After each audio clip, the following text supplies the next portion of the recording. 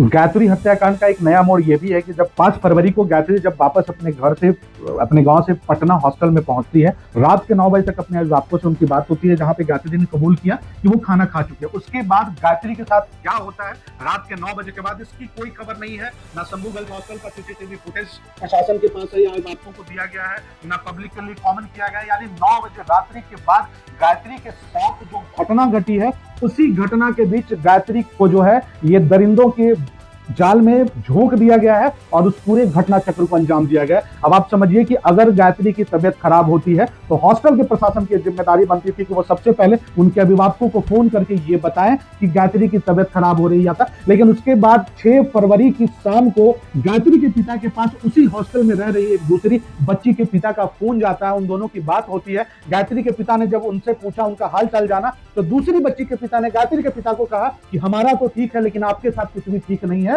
तब उनके कान खड़े हुए और सवाल पूछने पर उन्होंने बताया कि गायत्री बेहोश पड़ी है, आपको तुरंत हॉस्टल जाना चाहिए और गायत्री से मिलना चाहिए। उसके बाद गायत्री के पिता हॉस्टल संचालक को फोन करते हैं, हॉस्टल के वार्डन को कांटेक्ट करते हैं। उसके बाद वार्डन का ये जवाब देना कि हाँ, हम आपको कॉल करने ही वाले थे, जो आप चले आइए, गायत्री इमरजेंसी में है। अब बताइए, अगर किसी की बेटी इमरजेंसी केस में चली जाती है और आपने उनके पेरेंट्स को फोन तक करना जरूरी नहीं समझा, क्या ये हॉस्टल संचालक की लापरवाही है? अगर ऐसे केस की लीपापोती हो रही है, प्रशासन उनका साथ दे रहा है, तो हम कैसे मान ले कि गायत्री ने आत्महत्या किया है? निश्चित तौर पे ये पूरा हत्याकांड, ये पूरा घटना चक्र दिखाता है कि गायत्री के साथ गलत हुआ है और उसकी आवाज को दबाने के लिए उसकी हत्या कर दी गई। अब आप समझ जाइए कि एसआईटी ने अभी तक किसी प्रकार का कोई प्रेस कॉन्फ्रेंस नहीं किया, जांच कहां तक पहुंची इसकी कोई रिपोर्ट सबमिट नहीं किया। यानी ये अभी तक नहीं बताया गया कि जांच रिपोर्ट में क्या क्या होने वाला है या अभी तक एसआईटी की जांच कहां तक पहुंची है। लेकिन उसके बावजूद समाचार पत्रों में स्कॉर्पियो ड्राइवर के उठने की खबर छप रही है। गायत्री की घटना को जहानाबाद तक ले जाया जा रहा है, जबकि गायत्री 26